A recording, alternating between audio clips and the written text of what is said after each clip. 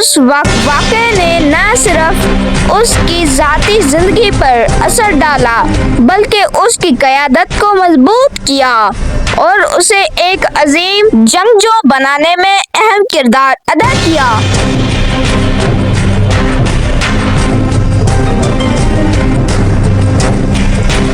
چنگیز خان کی فتوحات کا آغاز چین سے ہوا، جہاں اس نے جن سلطنت اور شیعہ کے خلاف جنگیں لڑیں۔ 1205 میں چنگیز خان نے ویسٹرن شیعہ سلطنت پر حملے کا آغاز کیا۔ ویسٹرن شیعہ ایک چھوٹی مگر مضبوط سلطنت تھی جو شمال مغربی چین کے علاقوں میں واقع تھی۔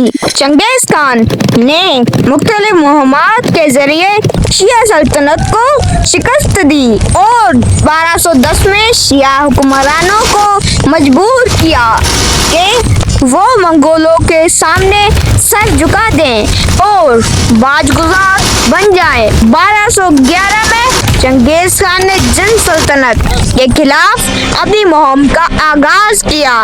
جن سلطنت شمالی چین میں واقع تھی اور ایک طاقتور چینی ریاست تھی۔ چنگیز خان کی افواج نے کئی سالوں تک جن سلطنت کے بڑے شہروں اور قلعوں پر حملے جاری رکھے۔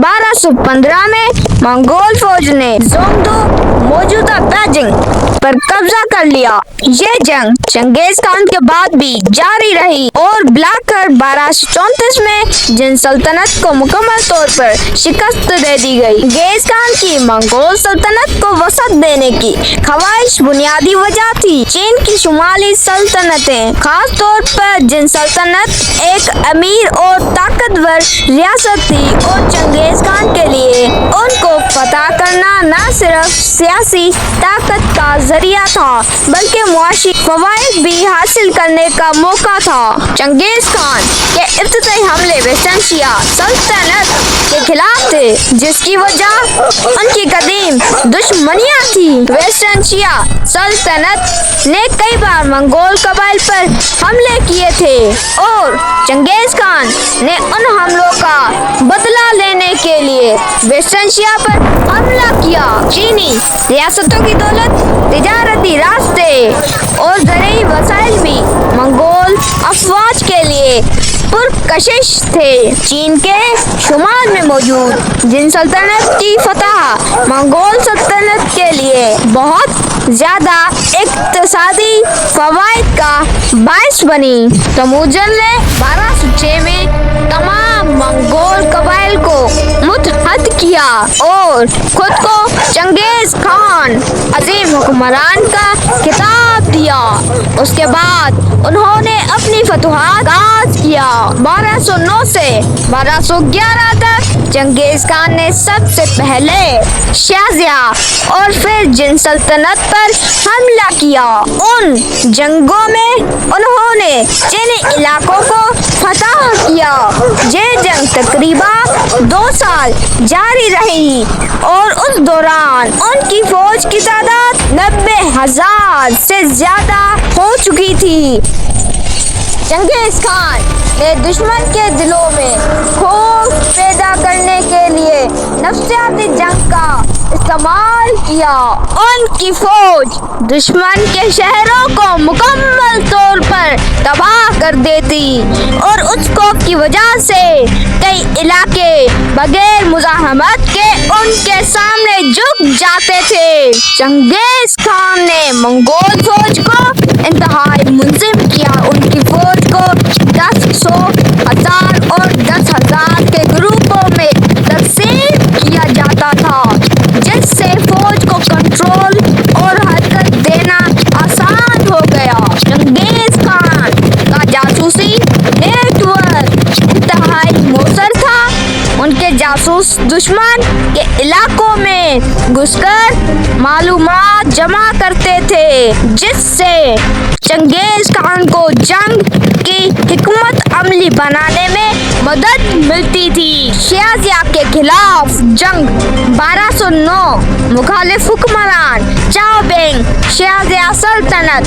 जंग की मुद्दत 1 साल। फौज की तादाद थी 50,000 मंगोल फौजी थे। मुश्किलात शाहजहाँ के किले और पहाड़ी इलाके।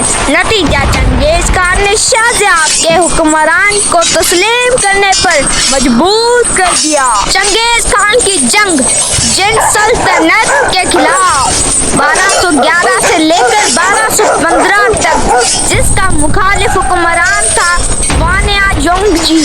जिन सल्तनत जंग की मुद्दत 4 साल थी। फौज की तादाद 90,000 मंगोल फौजी थे।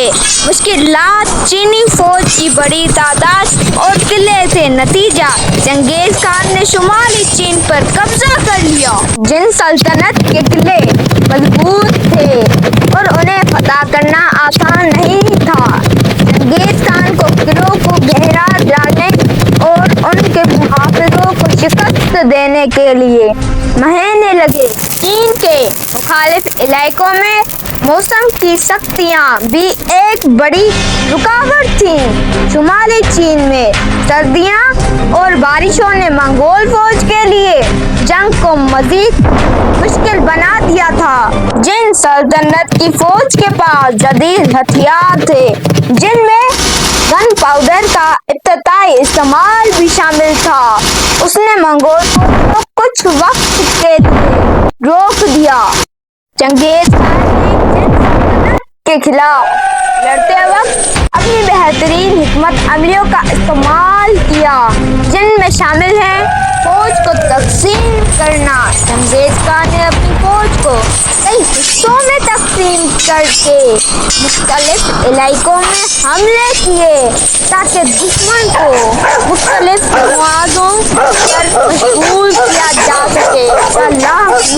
उन्होंने चीन की बड़ी दीवारों और किलों का मुहासरा करने के लिए इंजीनियरिंग की जदीद तकनीक इस्तेमाल की, जिनमें सुरंगें खोदना और पानी के जरिए किलों को कमजोर करना शामिल था। चंगेज खान ने जिन सल्तनत के किलों का मुहासरा किया और उस जंग में अपनी हिकमत अमली का बेहतरीन मुजाहिरा किया।